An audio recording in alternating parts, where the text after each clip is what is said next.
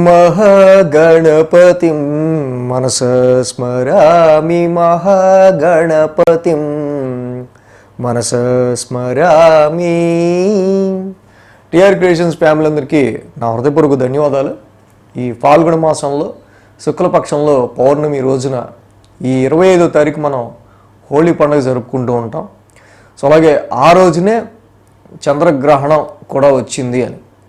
So ఇందుకు ఈ గ్రహణం ఎక్కడెక్కడ కనిపిస్తుంది, సో దాని సమయం ఏంటి, ఏ రాశులకు మంచిది ఏ రాశులకు చెడ్డది, సో అన్నీ తెలుసుకుందాం. సో ముందు చెప్తున్నా, ఈ గ్రహణంతో భారతదేశానికి అసలు సంబంధం లేదు. ఈ గ్రహణం మనకి ఇక్కడ కనిపించట్లా కాబట్టి భారతదేశంలో ఉన్న వాళ్ళకి సో దీనికి సంబంధించిన నియమాలు అసలు దీని గురించి పట్టించుకోవాల్సిన అవసరమే లేదు. First point. ఎందుకు మరి ఈ వీడియో చేస్తున్నాం అంటే, మనకి 21 కంట్రీస్లో ఇంకా మన ఫ్యామిలీ మొత్తం కూడా చక్కగా విస్తరించి ఉంది. 21 దేశాల్లో మన కుటుంబ సభ్యులు ఉన్నారు. సో కాబట్టి వాళ్ళ గురించి నేను ఈ వీడియో కూడా చేయడం జరుగుతూ ఉంది. ముఖ్యంగా ఈ గ్రహణం వచ్చి 25వ తారీఖు 10:20 దగ్గర నుంచి ఉదయం 10:20 నుంచి మధ్యాహ్నం 3:01 వరకు జరుగుతూ ఉంది. సో కాబట్టి పగటి సమయంలో మనకు చంద్రుడు ఏం కనిపించడు కాబట్టి సో ఈ సమయాన్ని ప్రాతిపదికగా తీసుకొని ఇప్పుడు నేను చెప్పే దేశాల వాళ్ళు ఎవరన్నా ఉండుంటే అక్కడ ఇండియన్ టైంని మీరు కన్వర్ట్ చేసుకోండి. సో ఇక్కడ 10:20 అయితే మీకు అక్కడ నైట్ ఎంత అవుతుందో చూసుకుంటే సరిపోతుంది. సో 10:20 దగ్గర నుంచి మనకి మధ్యాహ్నం 3:01 వరకు కూడా గ్రహణం, యాక్చువల్గా గ్రహణ కాలం అనేది 4 గంటల పాటు ఉంటుంది. సో కాబట్టి ఇది భారతదేశంలో కనిపించదు కాబట్టి అసలు మన గురించి, అసలు ఇండియాలో ఉన్న వాళ్ళు దీని గురించి పట్టించుకోకర్లా. సో అలాగే ఇది ఏ దేశాల్లో కనిపిస్తుంది అనేది మనం చూస్తే కనుక Ireland, England, Spain, Portugal, Holland, Belgium, Norway, Switzerland, Italy, Germany, France, America, Japan, Russia, Australia, Africa, Pacific, Atlantic, Arctic దేశాల్లో ఇక్కడ హోలీ రోజున ఈ ఇయర్లో 2024 సంవత్సరంలో మొదటి చంద్రగ్రహణం అనేది కనిపిస్తూ ఉంది. కాబట్టి మన ఫ్యామిలీ ఎవరైనా సరే ఈ దేశాల్లో ఉన్నట్టయితే కనుక 10:20 ఇండియన్ టైమింగ్స్ ప్రకారం 10:20 మధ్యాహ్నం 3 గంటల వరకు అక్కడ మీకు నైట్ అది ఎంత సమయం అది మీరు కన్వర్ట్ చేసుకుంటే మీ దేశ కాలమానం ప్రకారం సో ఆ సమయంలో ఒక 4 గంటల ముందు ఏమీ తినకుండా ఉండటం మంచిది. సో అలాగే ఈ గ్రహణ సమయం ఏదైతే ఉందో మరి పట్టు స్నానం చేయండి 10:20కి ముందు. 3:01 తర్వాత విడుపు స్నానం కూడా చేసుకోండి. సో ఈ గ్రహణ సమయంలో చంద్ర నవగ్రహ శాంతి మంత్రం చదువుకోండి, దదిశంక తుషారాభం.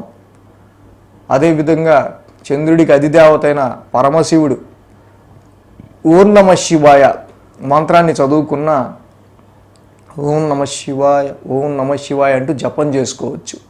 సో కుదిరితే ఈ దేశాల్లో ఉన్న వాళ్ళకి ఏమన్నా నియమాలు పాటించాలనుకుంటే తప్పకుండా మీరు పాటించడం మంచిది. అదే అక్కడ కుదిరినట్టయితే కనుక 1 కేజీ బియ్యం కేతుగ్రస్తంగా ఏర్పడుతూ ఉంది కాబట్టి ఈ గ్రహణం అనేది 1 కేజీ ఉలవలు, ఒక వైట్ క్లాత్, అలాగే ఒక రంగురంగుల వస్త్రం, ఈ 2 దానం చేయటం, అలాగే ఒక చంద్రబింబం, ఒక నాగపడగ దానం చేయటం మంచిది. ఇన్ కేస్ మీకు కుదిరితే, లేని పక్షంలో గ్రహణ నియమాలుగా 4 గంటల ముందు ఏం తినకుండా ఉండటం, గ్రహణ సమయంలో పట్టు స్నానం విడుపు స్నానం చేసుకోవటం, అదేవిధంగా ఆ సమయంలో జపం చేసుకుంటే మంచిది. అక్కడ వరకు మీరు చేసినట్టయితే అదర్ కంట్రీస్లో ఉన్న వాళ్ళకి. సో ఇక ఈ గ్రహణం ఇంకా మనకి ఇండియా అంటే వీడియో స్కిప్ చేస్తూ ఉంటారు కాబట్టి స్కిప్ చేసి చూస్తూ ఉంటారు, ఇంట్రడక్షన్ చూడరు ఎవరు. ఇది భారతదేశంలో కనిపించదు. ఒకసారి చెప్తున్నా, ఇది భారతదేశంలో కనిపించదు. మన ఫ్యామిలీ ఫ్రెండ్స్ ఇంకా 21 కంట్రీస్లో ఉన్నవాళ్ళు ఎవరైతే, ఇప్పుడు మళ్ళీ చెప్తున్నా ఇంకొకసారి, England, Ireland, Spain, Portugal, Holland, Belgium, Norway, Switzerland, Italy, Germany, France, America, Japan, Russia, Australia, Africa, Pacific, Atlantic, Arctic ఈ దేశాల్లో ఉన్న వాళ్ళకి మాత్రం ఎవరన్నా మన ఫ్యామిలీ ఫ్రెండ్స్ ఉంటే అక్కడ వాళ్ళు మాత్రం పాటించండి. ఇక ఈ గ్రహణం ఎవరికి ఉత్తమ ఫలితాన్ని ఇస్తుంది, ఎవరికి మధ్యం ఫలితం, ఏ రాశులకి అధం ఫలితం చూద్దాం. సో ఇది మొత్తంగా గ్రహణం అనేది కన్యా రాశిలో ఏర్పడుతుంది కాబట్టి కన్యా రాశికి సంబంధించి వాళ్ళకి మాత్రం అధమ ఫలితం ఇస్తూ ఉంది. హస్త నక్షత్రం ఏర్పడుతుంది కాబట్టి హస్త నక్షత్రం వారికి కూడా అధమ ఫలితం ఉంది. సో వీళ్ళు తప్పకుండా దానాలు చేసుకుంటే చాలా మంచిది. సో అదేవిధంగా రాశిలోనే ఏర్పడుతున్న ఈ కన్యా రాశి వారికి రాశిలోనే ఏర్పడుతుంది కాబట్టి వాళ్ళకి అధమ ఫలితం ఇస్తుంది. సో మేషరాశి నుంచి మనం తీసుకుంటే ఈ గ్రహణం మేషరాశి వారికి అంటే అదర్ కంట్రీస్లో ఉన్న వాళ్ళకి, మన భారతదేశానికి వర్తించదు. సో ఇక్కడ వీళ్ళకి ఉత్తమ ఫలితాన్ని మేషరాశికి ఇస్తూ ఉంది. అలాగే వృషభ రాశికి మధ్యమ ఫలితాన్ని ఇస్తూ ఉంది. మిథున రాశికి అధమ ఫలితాన్ని ఇస్తూ ఉంది. కర్కాటక రాశికి ఉత్తమ ఫలితాన్ని ఇస్తుంది. సింహరాశికి మధ్యమ ఫలితాన్ని ఇస్తుంది. కన్యా రాశికి అధమ ఫలితాన్ని ఇస్తుంది. వృశ్చిక రాశికి కూడా తులారాశికి కూడా అధమ ఫలితాన్ని ఇస్తూ ఉంది. వృశ్చిక రాశి వారికి ఉత్తమ ఫలితాన్ని ఇస్తూ ఉంది. ధనుసు రాశి వారికి కూడా ఉత్తమ ఫలితాన్ని ఇస్తూ ఉంది. మకర రాశి వారికి మధ్యమ ఫలితాన్ని ఇస్తూ ఉంది. కుంభరాశి వారికి అధమ ఫలితాన్ని ఇస్తూ ఉంది. మేన రాశి వారికి మధ్యమ ఫలితాన్ని ఇస్తూ ఉంది. సో ఈ విధంగా ఈ గ్రహణ నియమాలు ఏవైతే ఉన్నాయో అవన్నీ పాటిస్తూ ఈ కంట్రీస్లో ఉన్న వాళ్ళు చక్కగా జాగ్రత్త తీసుకుంటే సరిపోతుంది ఆ గ్రహణ సమయంలో. So thanks for watching TR Creations. ధన్యవాదాలు.